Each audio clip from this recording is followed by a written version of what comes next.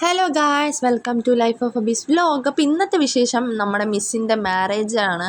അപ്പം ഞങ്ങളൊരു 7 മണിയൊക്കെ ആയപ്പോൾ കുളിച്ചൊരുങ്ങി റെഡിയായി നിൽപ്പുണ്ട്. അപ്പം അതിന് ശേഷം നമ്മളവിടുന്ന് ഒരു 8 മണിക്ക് ഇറങ്ങി. 8 മണിക്ക് അവിടെ നിന്ന് ബസ്സുള്ളൂ. അങ്ങനെ അവിടെ പുറത്തോട്ട് ഇറങ്ങി നല്ല രസമുണ്ടായിരുന്നു റോഡ് കാണാൻ.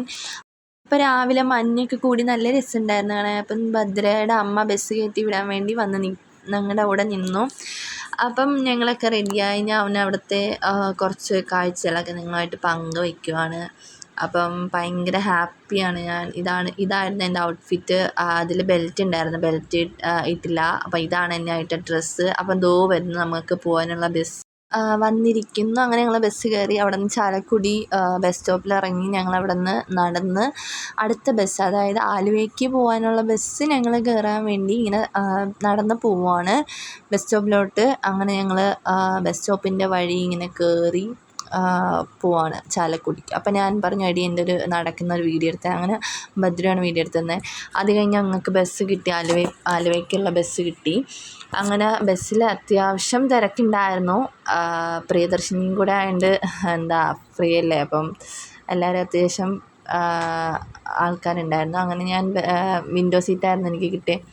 ബാക്കായിരുന്നു, ഏറ്റവും ബാക്കിലനായിരുന്നേ. അങ്ങനെ ഞാൻ കണ്ട കുറച്ച് കാഴ്ചകൾ, ഇതൊക്കെ ആലുവയാണ്. അപ്പോൾ ആലുവയിലെത്താറായ കുറച്ച് കാഴ്ചകളാണ് ഞാൻ നിങ്ങളുമായിട്ട് പങ്കുവെക്കുന്നത്. അപ്പോൾ ഇന്ന് വളരെയധികം സന്തോഷമുള്ള ദിവസമാണ്. നമ്മുടെ മിസ്സിൻ്റെ മാരേജാണ്. അപ്പം അതിൻ്റെ എക്സൈറ്റ്മെൻറ്റും കാര്യങ്ങളൊക്കെയാണ്.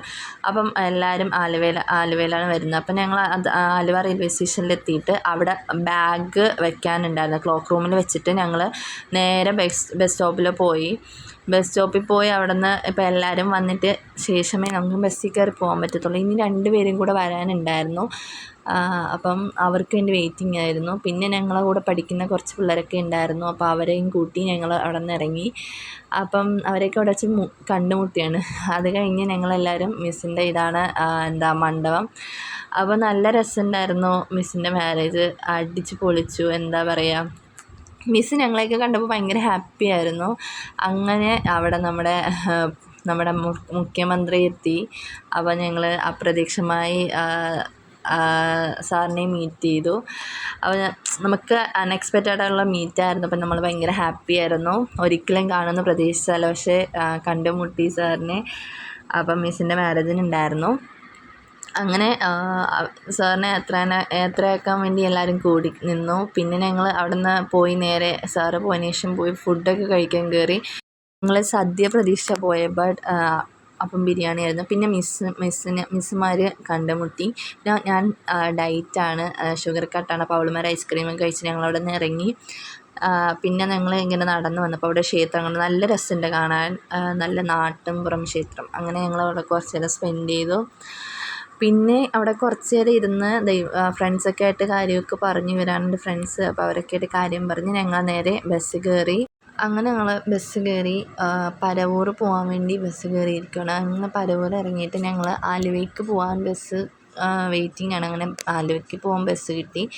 അങ്ങനെ എനിക്ക് വീണ്ടും വിൻഡോ സീറ്റാണ് കിട്ടിയത്. അങ്ങനെ ഞങ്ങൾ ബസ് കയറി കുറേ നേരം ഇരിക്കേണ്ടി വന്നു. പിന്നെ ഞങ്ങൾ റെയിൽവേ സ്റ്റേഷനെത്തി.